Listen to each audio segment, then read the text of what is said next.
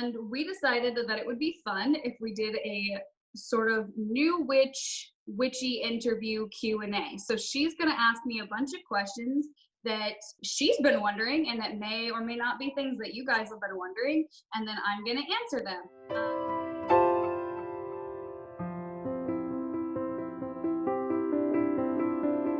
Hey everybody, welcome back.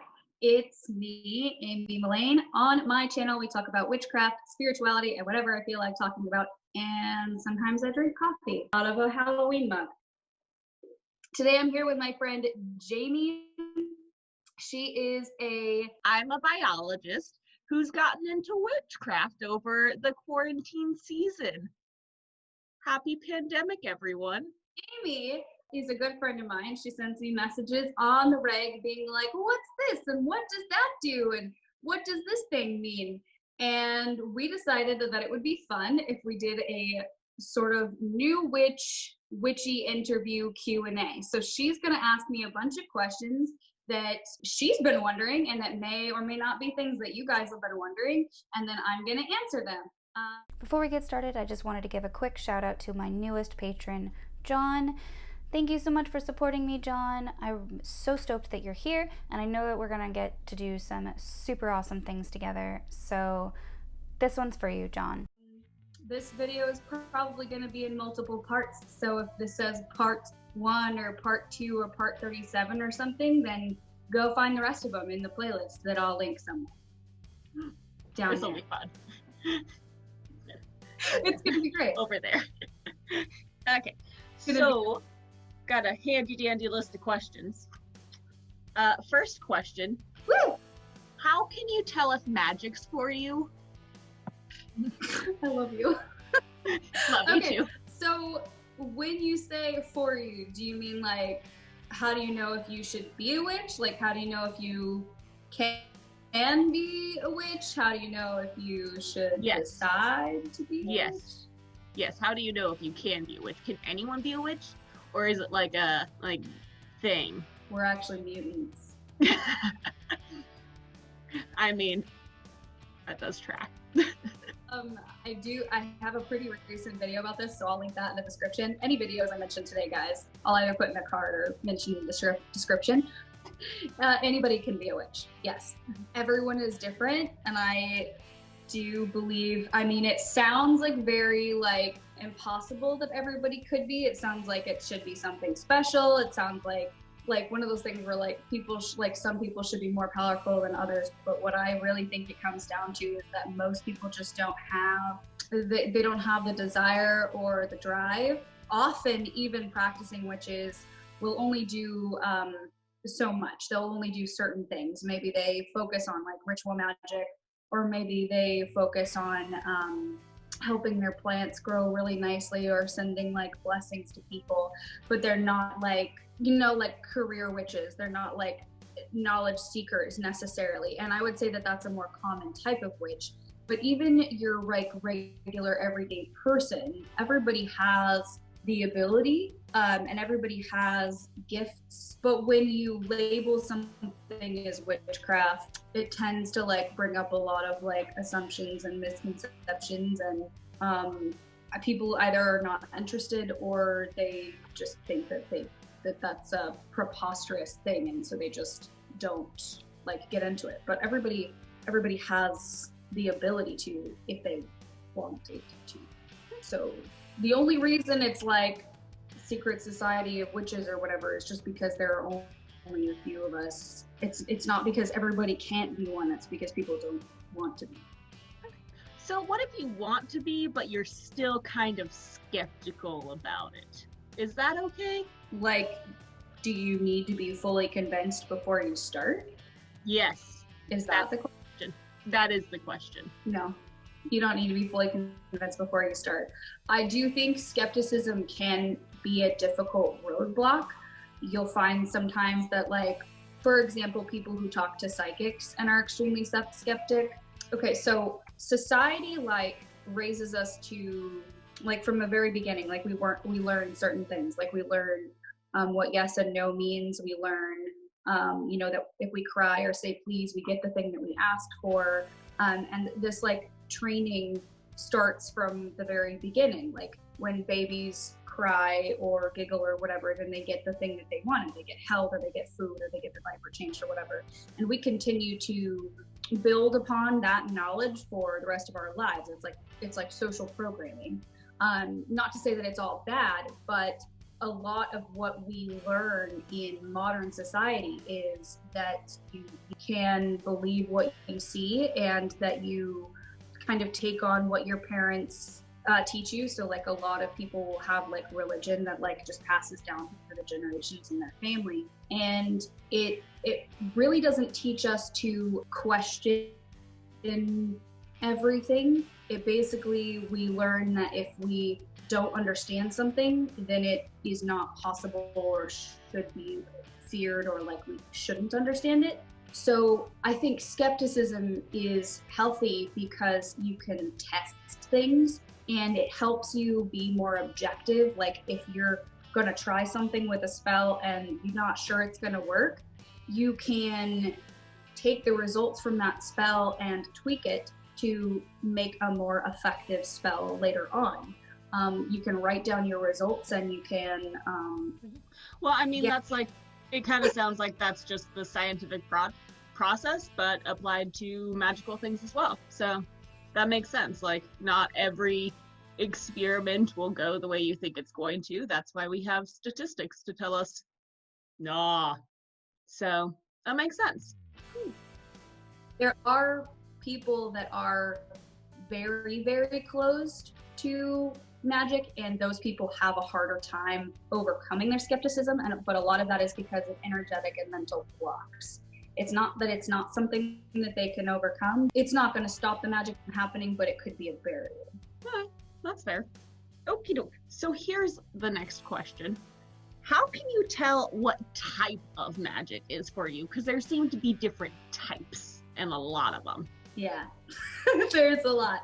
There are types that go along with like specific like religious or spiritual practices. There are cultural types. There are kinds that go with specific deities or entities. Like dragon magic is non-religion based, but does specifically work with dragons. So if you don't want to work with dragons, like dragon magic isn't for you. Who doesn't want to work with dragons? Okay, that's a follow-up question. Doesn't want to work with dragons. That's rad. That is rad and awesome. No, get out. I'm just gonna go ahead and get you canceled. Heads up, dragons are cool. Drag me. Dragon me. If you don't want to study dragon magic, put it in the comments and Jaime will cancel you. You're like, I don't know you, but you're canceled. Here's a picture of a salamander. They're adorable. Sorry, back on track. Different types of magic. There are lots of different types, and it all comes back to energy, but a lot of people don't do like flat energy manipulation, or don't realize that they do. But yeah, I mean, it's a lot. There's like a monstrous sea of types, and there's also an infinite amount of ways that it can be transformed. To people who practice the same type of magic are never going to practice it exactly the same way. That being said, it's really a lot more simple than it seems. I know it looks big, and I know it looks like a hard decision, and it can be difficult finding where to start, but picking your first topic, for example, is really simple. All you have to do to pick your first topic is really just like think about witchcraft and find what excites you about it. If meditating helps, or if it's just your first instinct, like usually that's a pretty good indicator. Even if it's something that you might think is silly, like a specific spell in Harry Potter or something, like something could still lead you down a trail to finding, your first practice area.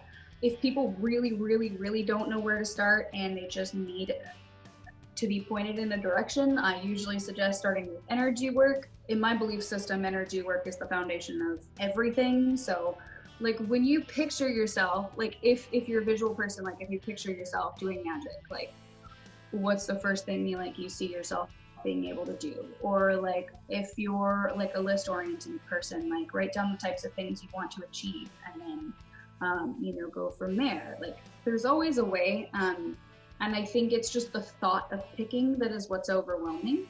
Go with what interests you, and remember that it's not like the last ice cream sandwich you're ever going to eat. So like if you want to try fire magic and then you want to do something completely different after that, that's totally fine. So like your type of magic can change over time. You're not just like, these are my dragons. I'm still stuck on the dragons. And you're like, these are my dragons, and then these are my plants.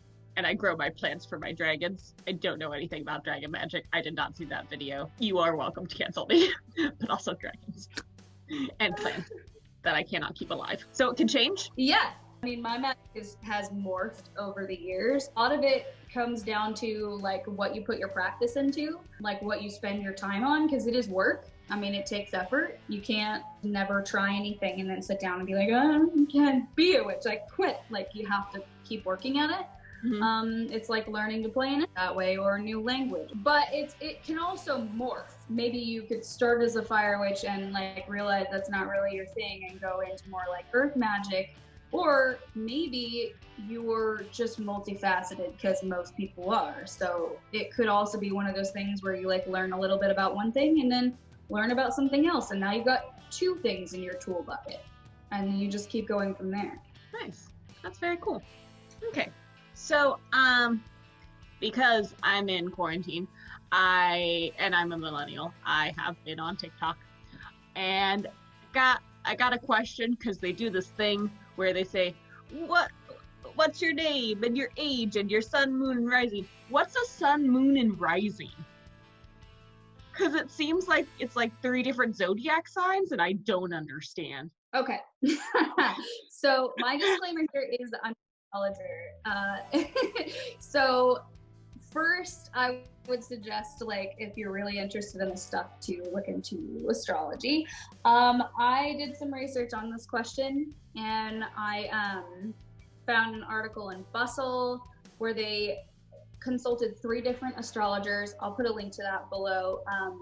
It was something that I found that was easy to digest. I did not like fully vet it. So if you disagree with the information in the article, like, don't come for me. The gist of sun, moon, and rising signs are that they are like your astrological chart is a big old like portrait of who you are as a person, and it includes your like intellect and your spirit and your body and your life, and it's like a huge, very involved, like that's why astrology is like a whole study. Like it's a whole competency of its own, and it's because it's very involved. Usually when somebody asks you what your sign is, that is actually the sun sign that people are referring to. So your sun sign, in order to know what that is, all you have to know is like your date of birth, really, your month and day, and your sun sign is like your core. So like if you think about like the planets revolving around the sun, like the sun is like your like main overarching things, and it has to do with like your intellect and your interests and who you are at your core, your fiery whatever mass in the middle. Not an astrologer. Okay, your moon sign is it's an idea, it's a depiction of your shadow self. So it has a lot more to do with your emotions, like darkness or whatever.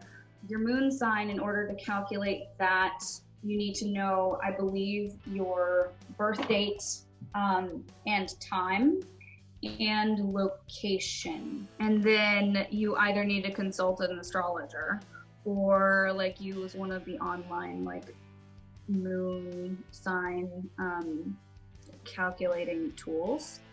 The rising sign is actually, it's not like a planet or one of the zodiac, it's kind of like a conglomerate, and I think, yeah, so your sun sign represents like the core of you, and your moon sign represents like your inner being.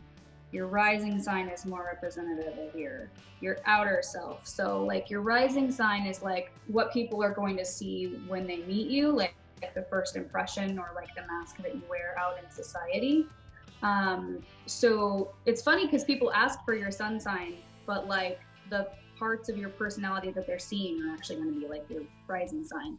And your rising sign is also like a pretty complicated part of your chart. You And I think I've looked into mine before, and there are a lot of different, like it involves like celestial bodies and longitude and latitude, planets, and it's a lot. So again, what you need to do is like look up what time you were born and where you were born, like the location of the hospital or your home or whatever. Rising signs are really, really, really personal.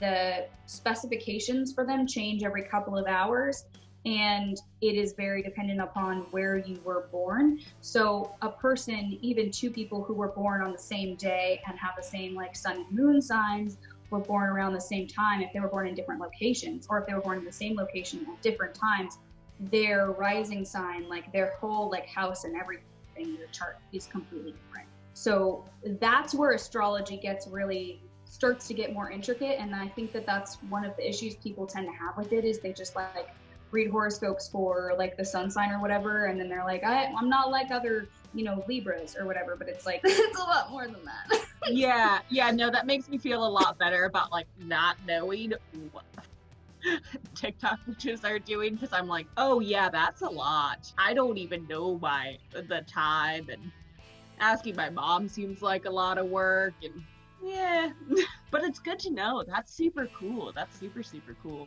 That's neat stuff. Speaking of TikTok witches, another thing that seems to be a thing is deities or gods, or like praying to a specific one. Do you have to have a deity that you work with, or can you just be like a freelancer, or do you gotta choose one? What are the benefits if you choose one? Like I'm gonna have to like check out the TikTok witches. I'm a millennial, you guys. I'm getting kind of old. Okay, so I don't know what the TikTok witches have been saying. I'm a little behind. I'll get to it. If you guys want to follow me on TikTok, I'll put that somewhere. I don't have anything yet. There's a lot to unpack there. Okay. Speaking of TikTok, I have frogs on mine, and she can link it. Oh my gosh. Anywho, unpack the whole deities issue, that thing that I don't understand. Are you sure you don't want to just talk about your frogs for a minute? I always want to talk about my frogs, but I think you're avoiding. I think you're avoiding this. All right. Apparently loaded question. It's a lot. Okay, so let's start with a separation of church and state. Okay? Okay. So we've got magic and we've got religion. And they can very happily do this. It can be messy, but like this is what people's lives look like, right? People have practical regular things that they do, and then they also have sweet spiritual things that they do. There's things that you believe in that you can't see, and then there's things that you believe in that keep you alive, oxygen that you can't see, and then there's things that keep you alive that you can see, like food. And that's where this is. This is like practical and spiritual and everything. But if you're talking about them as topics, spirituality and witchcraft can be completely independent of each other, and they're actually two different things that just work together. So deities are spiritual, they are religious. There are magical practices that require you work with them because they are like culturally the practice that belongs to that deity. Some deities, it's like when you pray to a god, that is considered like it's a type of ritual. That is a type of offering. It's something that deity requests of you or requires from you in exchange for whatever you're praying for, the answer to your predicament.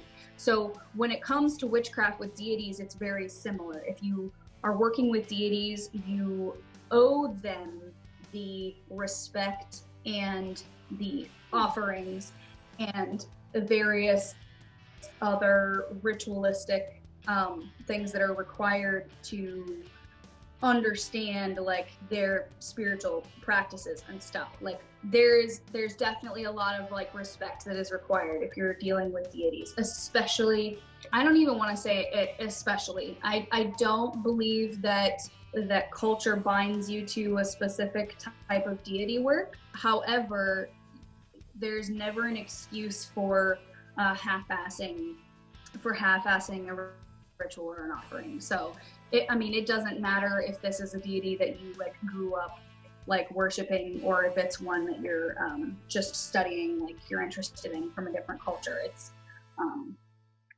respect is really important. Witchcraft itself is a tool. Independent of religion, it is the practice of using your will and the forces in the universe to change the physical world. That is completely independent of deities and beings and whatnot. It is completely possible to do everything on your own power, the power of the elements, the power from the universe, and get things done without invoking or without having like an altar or anything like that. I mean, that being said, like, so you can really marry witchcraft to any religion, I think. I'm sure someone's going to come for me for saying that. They always do. Your hateful comments will be there. But it's not required to believe in a deity or to like leave offerings for one. Okay, that being said, I guess benefits. Can I take a guess before you tell me? Because I think I have a guess. Please. Based off of what you've told me. So it kind of seems like you can do it on your own, but if you want to work with one, then you don't always have to. But if you want to, it could be kind of like phoning a friend where you're like, hey, what are you up to? I'm up to this. Do you want to help me do this thing? That'd be really great. Have a snack. Let's do a thing. Thanks, buddy. And so it could like make your life easier because you have a friend or a buddy, deity buddy. Is that an oversimplification? It sounds like an oversimplification. It is oversimplification, but it works. I would say accepting maybe working with voodoo spirits or demons or anything like that, trickster gods, like, you know, if you're talking about like Gaia or Rainbow serpent, you know, Freya, Annapurna Devi, for example, is, I believe, in a Hindu goddess who is associated with food and nourishment and prosperity and health and all of that. And they have like altars to her in like restaurants. And so if you know, want to like bless your kitchen, or if you're a chef or something, or if you have, I have heard that people have found her useful for helping you have like a healthy relationship with food. If like a person has an eating disorder or like a disordered eating like past, she can be like a really like helpful deity in that way. But yeah, no, you're right. So it's very much about like cultivating a relationship with them. I would say depending on the deity, like some of them don't want a relationship, some of them just want the thing. And understanding like the principles of equal exchange, which are that like if you're asking for something big, then you need to give an offering that is of like equal value. That's kind of the idea. I really think anybody could achieve anything that they want without deities. However, we create, like humans create deities, and whatever you believe about where gods came from or which ones exist or whatever, it doesn't really matter. Having something other than yourself to believe in and to ask for assistance can be really helpful for a lot of people. For some people, that's everything. Like belief in a deity is like, it's integral to who they are. And for other people, it's just having another added bit of help for the thing that they're trying to achieve. And sometimes believing in yourself more than anything is not possible for people. It kind of sounds like pretty much anything where like with time, effort, and opportunity, you can achieve it on your own, but like helping each other and propping each other forward and like supporting one another always gets the job done a little easier or more quickly. I don't want to say always because everyone's had that one group project, but usually. Well, yeah, and that's a really good point too. Because if you are a singular witch and you're in quarantine or whatever, you can invoke a deity to help you with something that is too big for you, that just requires more power than you maybe know how to like focus on your own.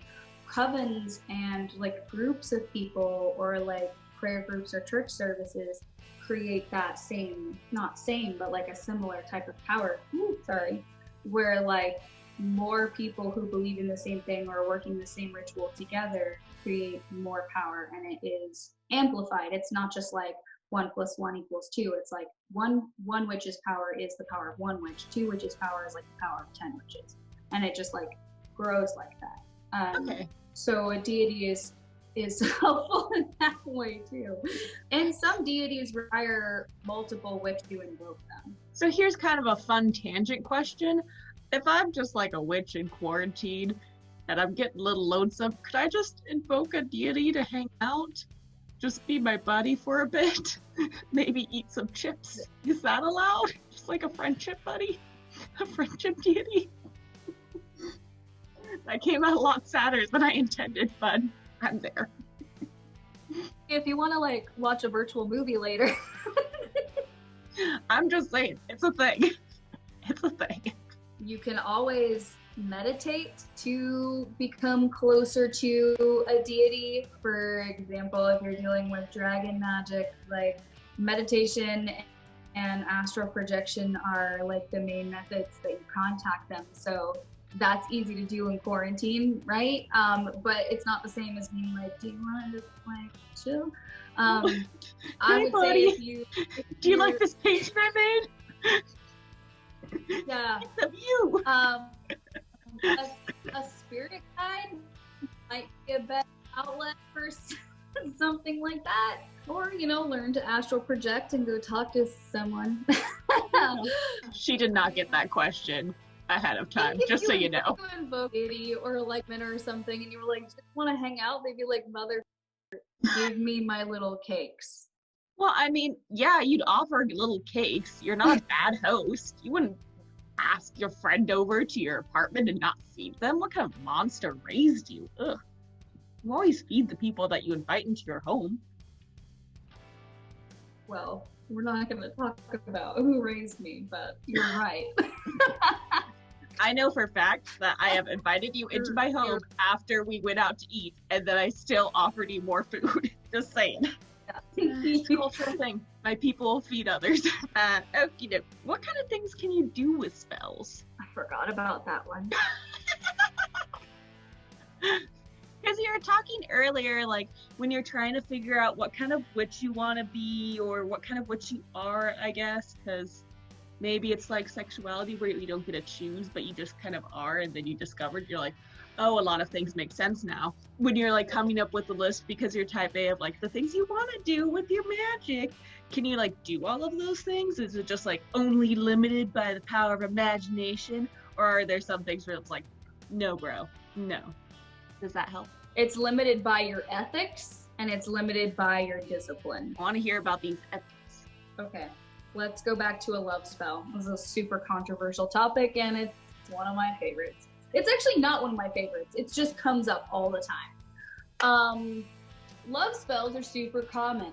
Everybody wants them, but there are many ways to do them. If you cast a spell on a specific person to make them love you, that is ethically questionable because you're interfering with someone's free will and right to choose. That's like non-consent, which is bad. If you're one of those people who don't believe in consent or think silence is consent or whatever, then that's not something I'm ever going to like suggest or teach, but it is possible. The issue isn't that it's not possible. The issue is that it's ethically questionable to take someone's choices away from them. So like your magic has to align up with your ethics and not just like general ethics of common decency where you don't, magically rape people. Yeah, exactly. And that's where a lot of like the rule of witchcraft, like that you'll find in like books, especially associated with like Wicca or like any specific religion, kind of come from, because they have decided these general things are bad to do, and so these are the types of spells we don't do because they could be ethically questionable or whatever. And there are various versions of that and various extremes, and I don't subscribe to any like specific like religious creed, but what it comes down to is what you're willing to do, whether or not it lines up with your ethics, and then whether you're willing to take on the consequences for that if it doesn't go how you want it to go. Okay, then get back to the dedication bit. Yes, you did answer the question. So dedication, let's talk about fire magic. So a fire witch, or a fire element, like an elemental witch who practices with fire, in theory could start a fire from nothing and could also extinguish one. The chances that somebody is going to be able to do that the first time they try are next to nothing. So it requires not just will and interest and dedication.